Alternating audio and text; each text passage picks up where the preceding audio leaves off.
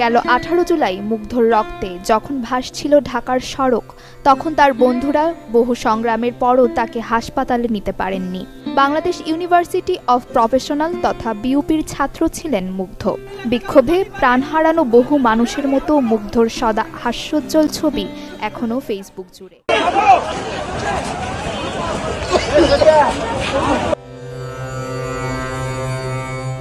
গেল 18 জুলাই মুগ্ধর রক্তে যখন ভাসছিল ঢাকার সড়ক, তখন তার বন্ধুরা বহু সংগ্রামের পরও তাকে হাসপাতালে নিতে পারেননি।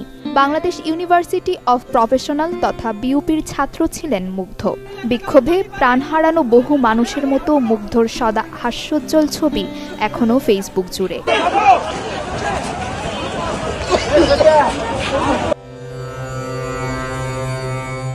গেল 18 জুলাই মুগ্ধর রক্তে যখন ভাসছিল ঢাকার সড়ক, তখন তার বন্ধুরা বহু সংগ্রামের পরও তাকে হাসপাতালে নিতে পারেননি।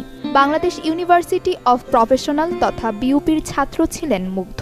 বিক্ষোভে প্রাণ হারানো বহু মানুষের মতো মুগ্ধর সদা হাস্যোজ্জ্বল ছবি এখনও ফেসবুক জুড়ে। করুণ এ আকুতি আবু সাইদের মায়ের, সেই আবু সাইদ যিনি বন্দুকের মুখে পেতে দিয়েছিলেন বুক।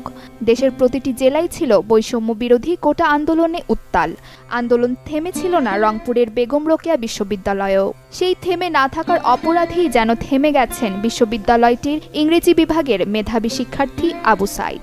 সামাজিক যোগাযোগ মাধ্যমে তার মৃত্যুর ভিডিওটি এখন প্রতিরোধের এক জ্বলন্ত দলিল। মা, তুমি সাবধানে থেকো। ফটো সাংবাদিক তাহির জামান প্রিয়র এটিই ছিল শেষ উচ্চারিত শব্দ। মুঠোফোনে মায়ের সাবধান বাণী শুনেও এভাবে ফিরিয়ে দিয়েছিলেন প্রিয়। রাজধানীর সায়েন্স ল্যাব যখন বিক্ষোভে উত্তাল, ঠিক তখন সেখানকার ছবি সংগ্রহের দায়িত্বে ছিলেন প্রিয়।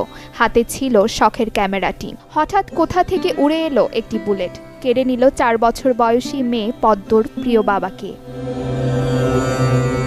রংপুরে প্রিয়র লাশ যখন দাফনের অপেক্ষায়, তখন ছোট্ট পদ্ম চিৎকার করে সবাইকে বলছিল, আমার বাবা ঘুমাচ্ছে। কিন্তু অবুঝ পদ্ম জানেও না তার বাবার ঘুম আর ভাঙবে না।